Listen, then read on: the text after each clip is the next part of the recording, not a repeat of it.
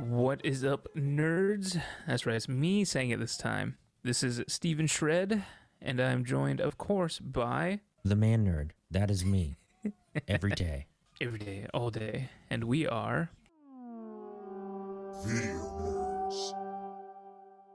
Alright, so, of course, as you could probably tell just from hearing my voice first, we're going to be covering some anime stuff today. Exactly. Yeah, so this has been a movie that's been on my radar for a while.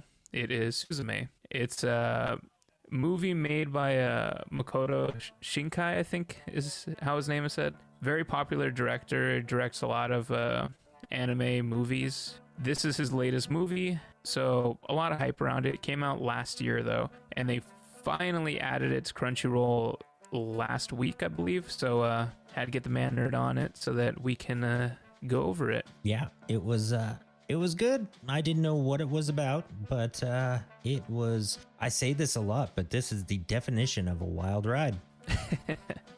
Yeah, it definitely is. I didn't know what it was about either. Like, I had never seen any of his movies before. I was aware of them, like especially Your Name. That is like a very popular movie. From what I understood, that movie was very like romance based, so I expected like, you know, pure romance movie, and that is not it at all. I mean, that's part of it, but yeah, this movie is wild.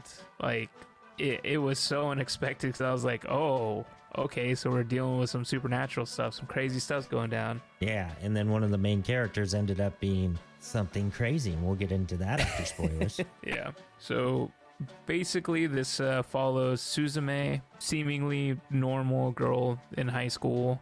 She has a run-in with, was his name pronounced Sota? I thought it was Sauta. Sauta? We'll just go with that. So she runs into Sauta. She gives him directions, and then he goes and does his thing.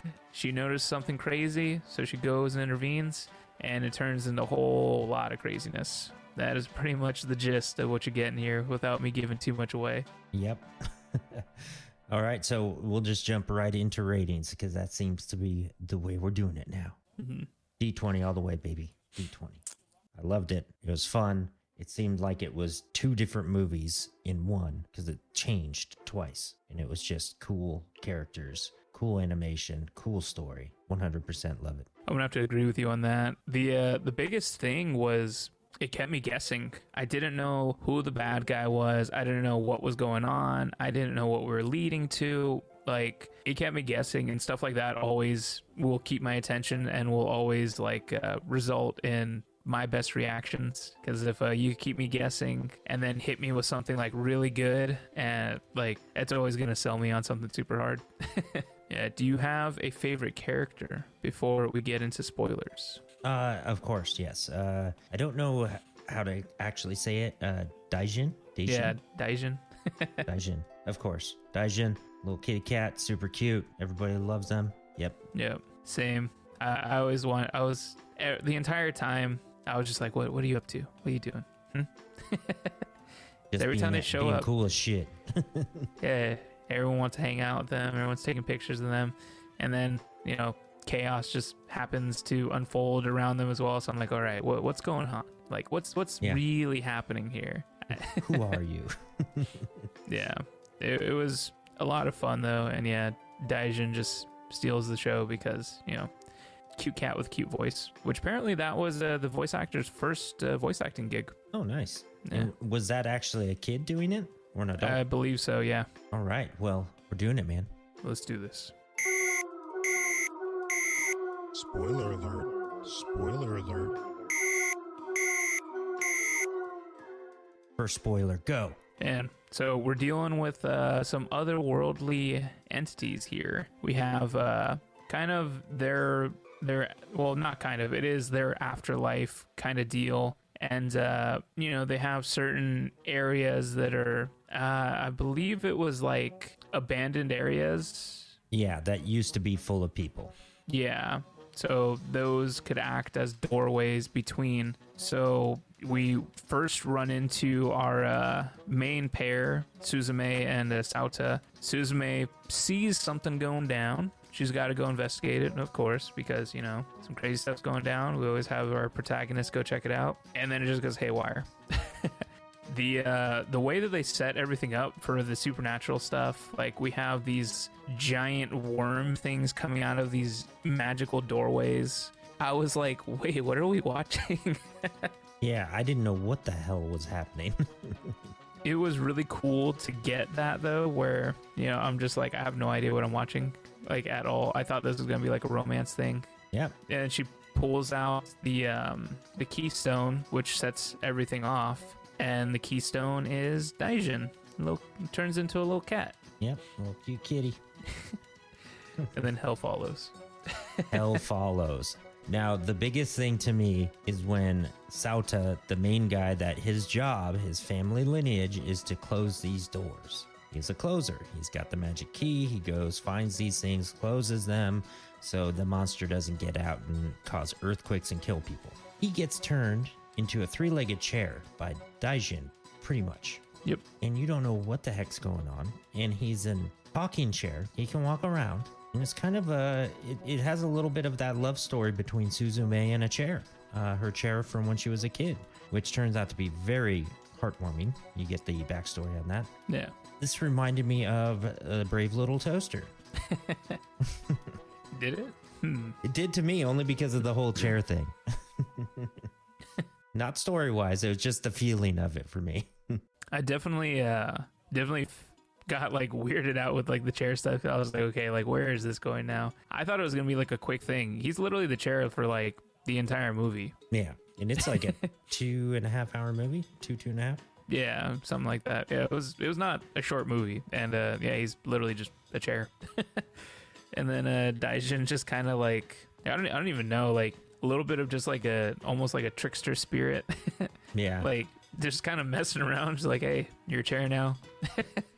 But then, you know, of course, Daijin loves Suzume because Suzume released them from being a keystone, which I honestly thought there was going to be more to that. I thought that I thought Daijin was going to be some sort of like, you know, relative from her past that was like turned into this form to serve a purpose. But I looked into apparently Daijin is just thankful that she released them. That was it. I thought Daijin was her mom.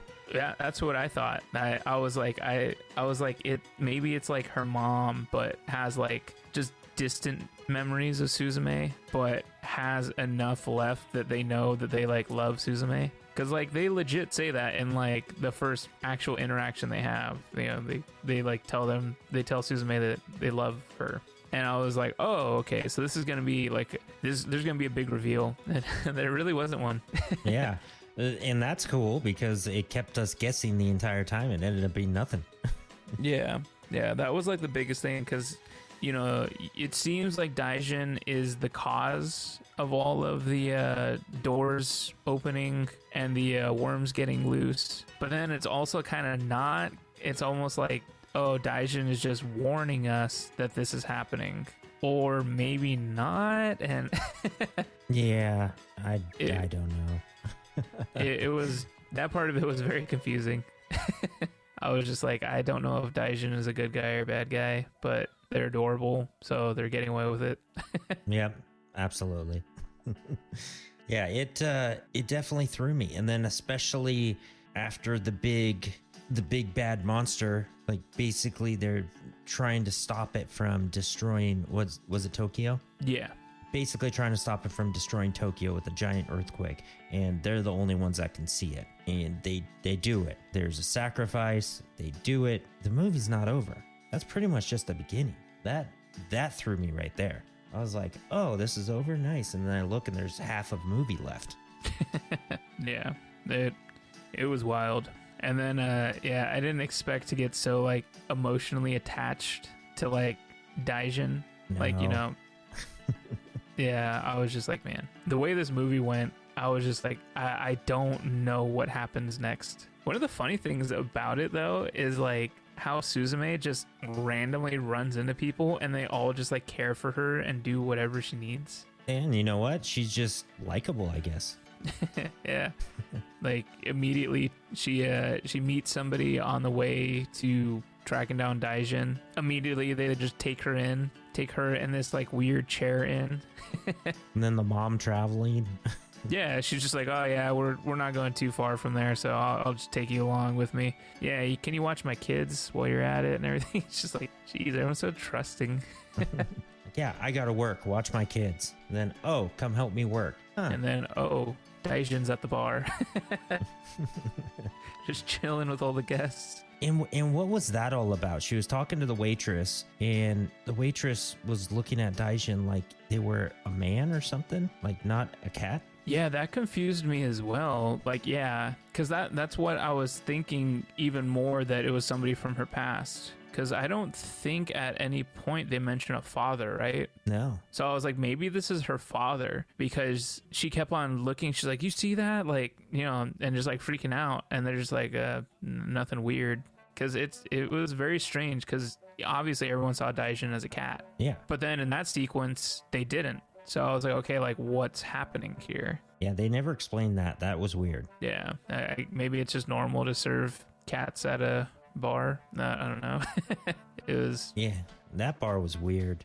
Yeah, but it was a really good movie despite all the weird things that went on. And then like the saddest thing ever, like when which again made me believe that it was somebody from her past, because the moment Suzume tells Daijin she doesn't love him, then all of a sudden gets sickly. Yep. Just looks like skin and bones, like when she first saw Daijin when he first came to her window at the beginning of the movie. And it's just like, man, this has to be somebody, like, you know, she just told her father that she doesn't love him, and now he's like withering away. But it wasn't. It wasn't. Well, there's probably theories about that, so we'll probably look that up at some point. Yeah, we're not the anime theory guys. I know. We just talk about it. Yep. We just come up with our own little things. We don't do the research. And then so I learned something which kind of makes more sense, because I don't know if you notice like the chemistry that her and the girl that she meets in the beginning, or not the beginning, but the first person she meets on her travels, the girl Chica. Yeah. So they had a certain chemistry about them, and I thought it was going to turn into a love interest, and it didn't. But apparently that was the actual intent in the beginning of making this movie. Ah, okay. So apparently that's where that stems from. I don't know if you got that same sense as well. I didn't. I did feel that they had like a connection, but for me it was more like sisters or good friendship type of thing. Yeah, so apparently that was the original romance in the movie, but the studio didn't go for that. So they switched it over to the two main characters. A chair. And got it. Yeah, they were into that chair stuff, man. Yeah. Do you have a favorite part of the movie? I kind of already talked about it. The monster coming completely out over Tokyo. That was super freaking cool. I love that. Yeah, and then the big like battle between I forgot what the other one's name was, like Daijin. Yeah, something like that. The black cat, the bigger one. The other keystone, yeah. Yeah, that was super cool. But as sad as the part was, I think my favorite part, because being there with my favorite character, it felt like it came full circle when because you know Sauta gets turned into the keystone, but Suzume doesn't want that. So Daijin offers himself back up. And he just has her promise that she'll put him back with her own hands. And that's all he asks, to become a keystone again, to like, you know, basically lose his life again. And that was like my favorite part, despite how just ridiculously sad it was, because it's like, you know, we see our cute little cat friend go full circle. Yep. You know, be like a little menace and just kind of taunting them and turning him into a chair to begin with, just because, you know, they're just like, I don't like that guy, chair. Yeah, so, doesn't want to turn back, say nope. Numerous chase scenes between a chair chasing a cat. Yeah, and a girl chasing a chair, chasing a cat. So just everything coming full circle, and Daijin just accepting their responsibilities. Like, all right, well, this is my job, so back to it. I didn't feel the love story too much between the two main characters. Neither did I, honestly. I felt like Yeah. I felt like that was like one of the weirdest parts because I was like, sure, you could care for someone and not be in love with them. Like, I feel like there's not enough of that in storytelling. Yeah. You could deeply care for somebody, even somebody of like the preferred sex that you're attracted to, Yeah, and still not. and not have it be romantic. Yeah. They do in some things, but you're right. It's not a big thing anymore. It hasn't really been a big thing at all. Yeah, so I thought it was going to be like that. I didn't think it was going to be a romance thing. I thought it was going to be like, no, this is my friend. I now understand his story. I care about him deeply. I need to save him. But, they turned into the love story, which is, fine, I suppose. But I think I would have liked it a little more if it was just coming from, like, maybe that develops later when he's, like, actually a person and they could actually spend normal time together. You know what? Thinking about it, he wasn't in love with her per se. She was in love with him, and she's a young girl, and he was an older man. So that kind of makes sense. And he didn't really reciprocate, did he? Fully? Not until, like, I guess the end bit. When he was saved, yeah.